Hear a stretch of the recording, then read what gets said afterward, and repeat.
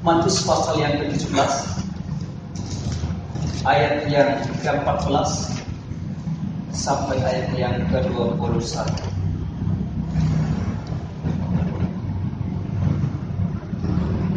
Demikian firman Tuhan.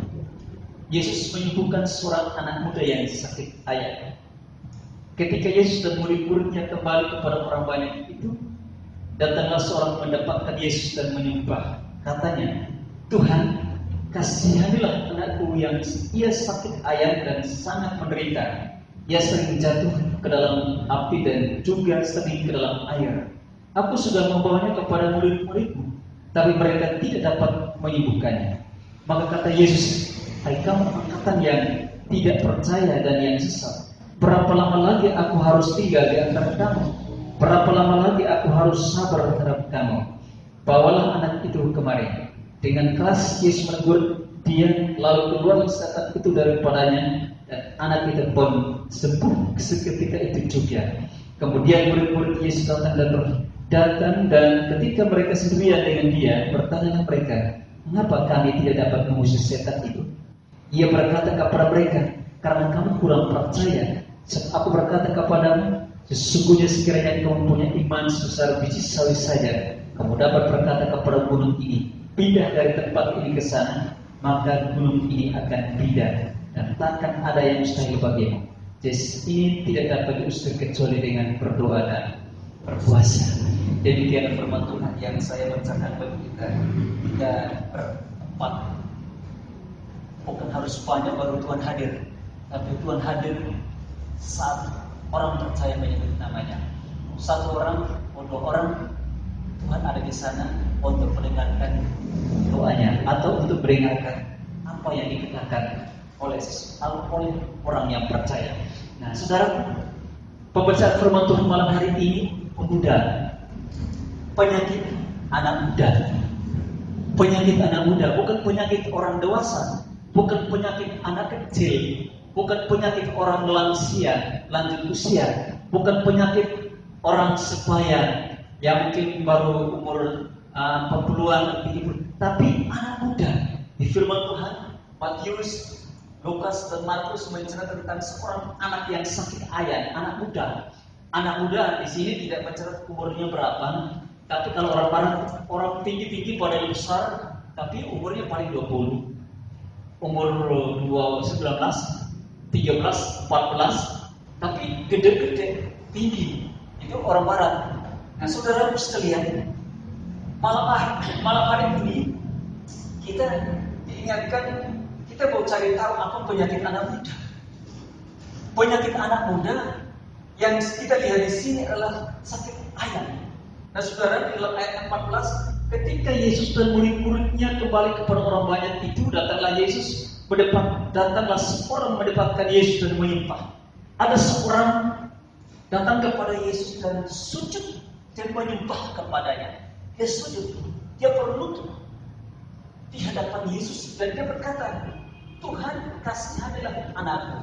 Tuhan, dia berteriak kepada Tuhan Yesus, "Tuhan, kasihanilah anakku.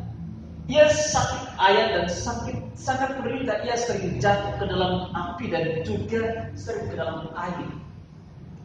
Orang muda ini, saudara sekalian, kalau saat yang dia menderitanya adalah penyakit ayan, kalau saat penyakitnya itu menggoncang atau saat penyakit itu mulai timbul, maka anak itu menderita mungkin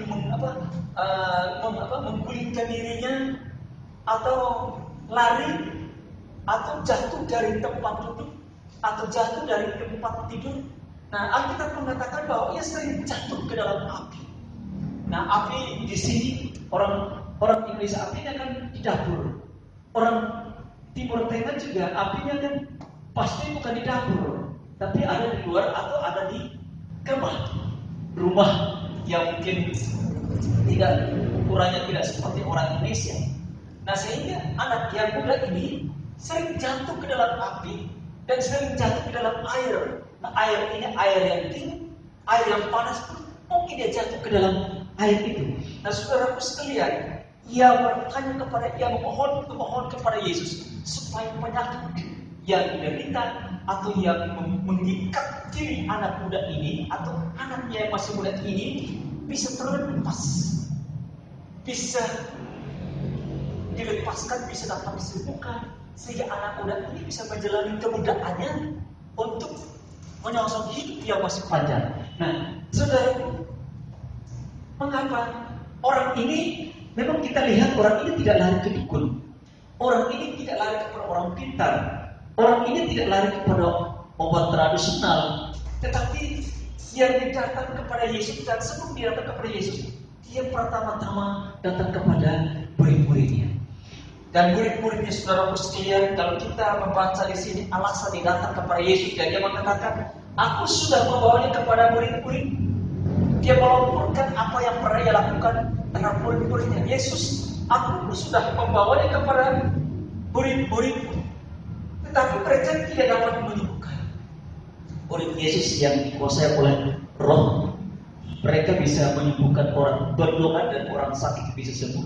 Petrus yang bayangannya saja orang bisa sembuh. Paulus belum sampai Paulus, mereka bisa berdoa, menginjak ular dan kalajengking dan kekuatan musuh atau kekuatan iblis itu bisa lari dan bisa hilang atau lenyap. Tetapi anak muda, saudaraku sekalian, penyakit sayang, mereka tidak sanggup untuk menyembuhkannya. Nah, saudara, kenapa saudara mereka tidak dapat menyembuhkannya? Yang saya catat di sini adalah karena kurang percaya. Di dalam ayat yang ke-20 Yesus berkata kepada mereka, karena kamu kurang percaya. Murid-murid tidak percaya setelah mereka mendoakan orang ini bisa sembuh, tapi mereka kurang percaya. Dalam Yakobus mengatakan, kalau kamu mendoakan orang itu, orang yang sakit, kamu punya iman, dia punya iman, orang itu akan sembuh. Kalau kamu punya iman, orang yang kamu doakan tidak punya iman, penyakit pun masih ada. Nah, saudara sekalian, murid-murid berusaha mendoakan anak yang muda ini, tetapi anak muda ini masih tetap sakit, masih jatuh ke dalam api, masih jatuh ke dalam air. Nah, saudara, yang kedua, karena tidak didahului dengan doa dan berpuasa. Pokoknya siram saja, kayak siram sayur, kita ambil air siram aja, siram saja, mau basah atau tidak basah, pokoknya siram saja. Oh, doa bukan begitu. Mengusir setan dari seorang harus berpuasa dan berdoa. Berdoa sendiri di rumah, berdoa sendiri. Kita berdoa, Tuhan, perlengkapilah kami dengan kuasa Roh Kudus-Mu supaya kami bisa mengusir setan atau penyakit yang ada dalam diri orang ini. Dan kami berpuasa supaya kita punya kuasa. Saudaraku sekalian,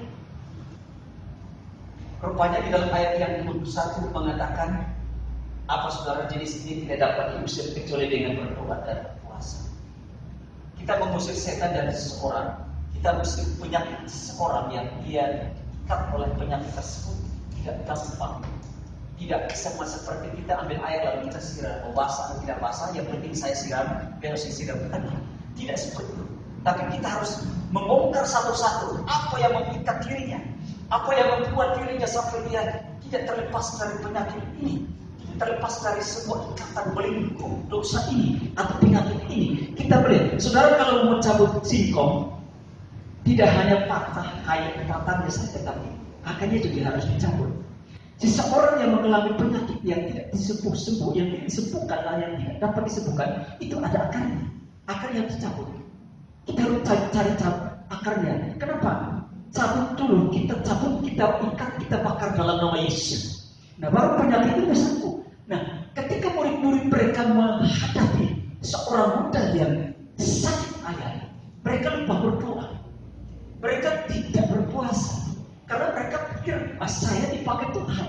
Saya dipakai Tuhan. Saya berdoa, saya tumpang tangan saya, orang sakit disembuhkan. Karena Tuhan sudah berkata kepada mereka, kamu akan dipenuhi dengan kuasa Roh Kudus.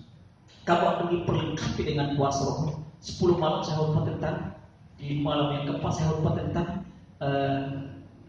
kita diperlengkapi dengan kuasa Roh Kudus supaya kita injak ular dan kalajengking, supaya kita dijadikan sebagai saksi Kristus. Jadi murid berpikir bahwa saya sudah diperlengkapi dengan kuasa Roh Kudus. Roh Kudus tidak harus saya berdoa, tidak harus saya berpuasa. Ketika saya tumpangkan tangan, orang pasti sembuh. Ternyata tidak, saudara sekalian. Nah, ini yang Yesus tantang kepada mereka, kamu kurang percaya. Di dalam ayat yang ke-17 mengatakan, maka kata Yesus, hai kamu angkatan yang tidak percaya dan yang sesat. Yesus marah kepada mereka, kamu kurang percaya, kamu sesat. Sesat bukan berarti tidak mengerti kebenaran, mengerti, tapi saat mereka lupa itu sesat. Saya lupa berdoa, saya lupa berpuasa.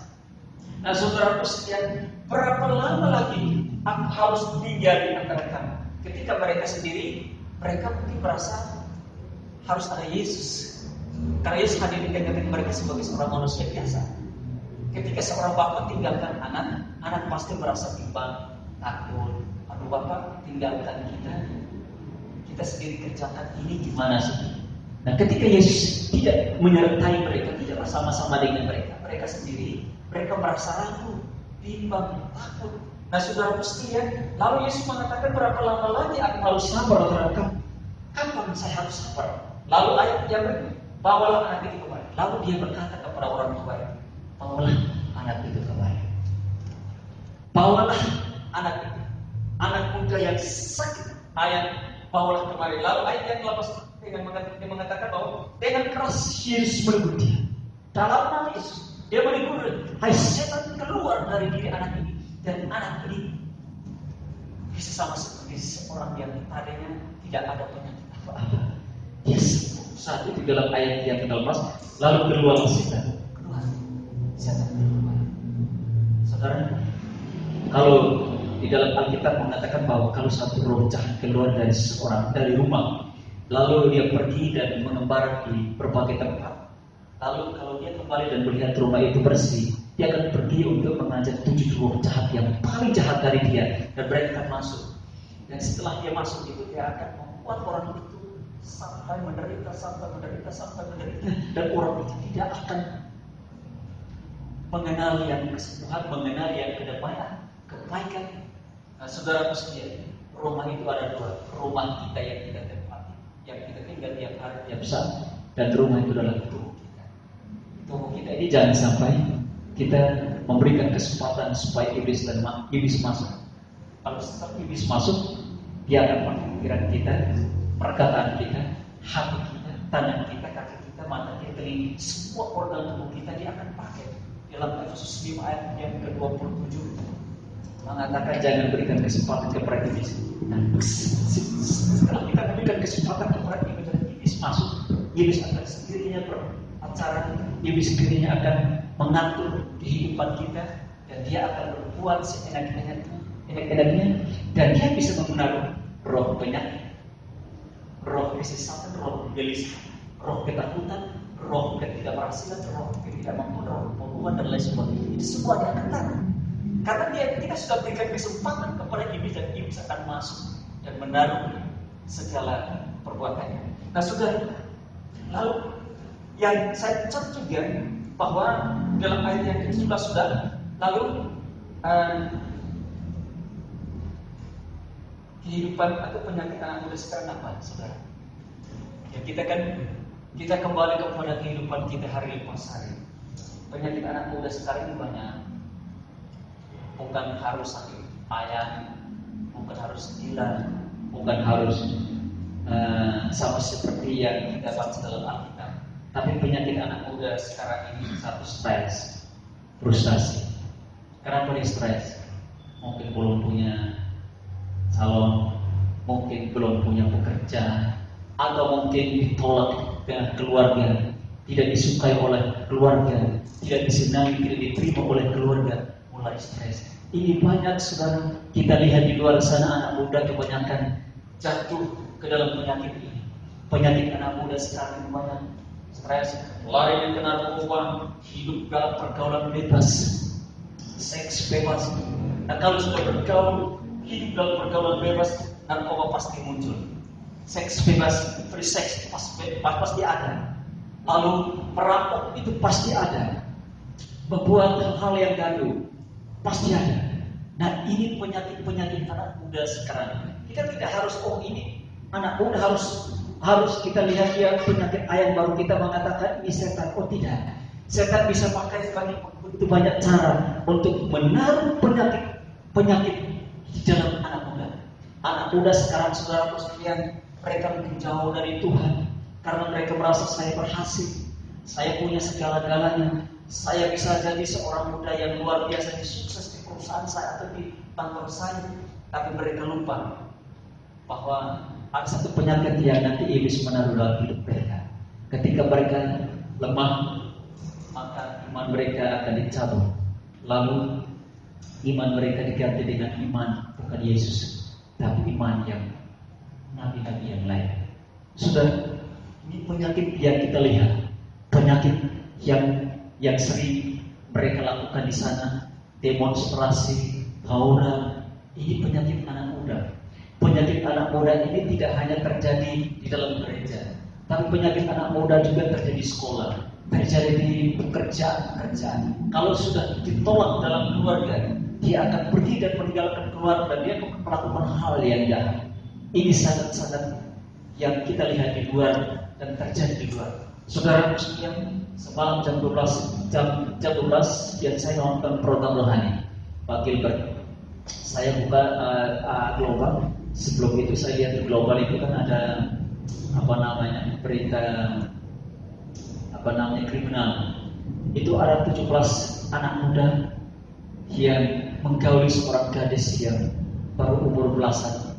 Itu belasan orang menggauli seorang gadis yang begitu masih umur muda, saudara. Tapi mereka berhasil ditangkap dan satu hanya yang lolos. Walaupun dia lari ke Kalimantan Timur, tapi sudah ada informasi untuk ditangkap. Sudah, ini penyakit. Mungkin kita di dalam gereja kita biasa-biasa, tapi kalau di luar begitu banyak penyakit anak muda yang muncul. Nah, penyakit anak muda ini saudara sekalian harus disingkirkan dan kita menaburkan benih-benih rohani. Firman Tuhan. Orang yang banyak saya mendengarkan dari jemaat, ada saudaranya yang tariannya Kristen, melayani Tuhan, musik, bisa menyanyi di depan mata jemaat. Tapi kenapa? Setelah dia punya istri, lalu dia menentang Yesus lagi istri sebagai seorang muslimah. Lalu ketika dia jatuh sakit, dia bukan kembali kepada Yesus, tapi dia masih mau mempertahankan keyakinan yang dia alami di saat ini. Sudah, kalau kita menaburkan gandum, lalu gandum itu dicabut, lalu diganti dengan ilalang. Ilalang itu beda dengan gandum. Gandum itu enak kalau dimakan, kalau kita olah, kita makan enak. Firman Tuhan, Allah mengatakan kepada Yeremia, makanlah firman supaya kamu bisa mengatakan kepada umatku, umat yang pemberontak, umat yang tidak mendengarkanku, umat yang selalu melanggar peraturanku. Nah, saudaraku sekalian, karena kita lupa, rumah tangga terjadi pemberontakan, anak tidak mau taat kepada orang tua.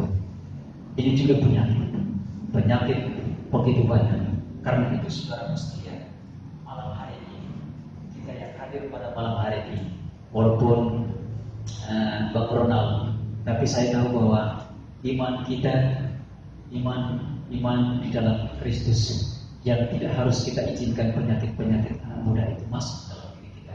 Bukan hanya anak muda, orang dewasa, orang yang sudah punya suami, orang yang sudah punya istri pun sama.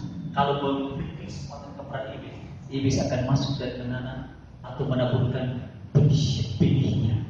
Nah, benih-benihnya seperti orang tua, pergaulan dalam pergaulan bebas, narkoba, hidup dalam seks bebas, dan tidak taat kepada guru, pemerintah dan orang tua. Kalau saya ingat kita masih sekolah di SD, janji pelajar taat hormat orang tua, guru dan pemerintah. Ini sangat penting bagi kita orang-orang Kristen, orang-orang percaya zaman ini. Karena itu saudara sekalian, kita akan pulang ke rumah kita masing-masing. Tapi ingat bahwa penyakit anak muda jangan sampai kita pikun, kita bawa dalam tubuh kita dimanapun, tetapi izinkanlah Roh Kudus itu berada dalam diri kita, supaya kita didewaskan dengan kebenarannya. Haleluya. Terima kasih Tuhan. Bapak surgawi, Bapa dalam nama Tuhan Yesus Kristus Tuhan dan Juru Selamat, kami sudah peringatkan firman. Kau mengajarkan kami Tuhan untuk kami mengerti apa penyakit anak muda di akhir zaman. Mungkin mereka lupa berdoa kepadamu, mungkin mereka malas untuk tidak berdoa datang kepadamu setiap hari Sabtu atau setiap hari yang Tuhan tetapkan bagi mereka.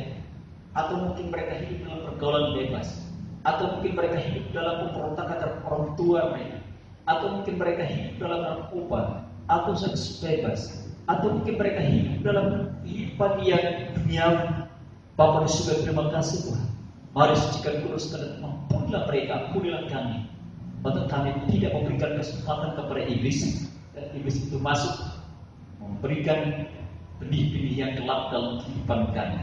Tapi biarlah kehidupan kami ini Tuhan dapat ditutup palut dengan darah Yesus, sehingga boleh melihat kemuliaan. Terima kasih Bapa surga, terima kasih. Pujilah Engkau Allah, terpujilah nama-Mu. Di dalam nama Tuhan Yesus Kristus kami berdoa dan mengucap syukur. Haleluya. Amin.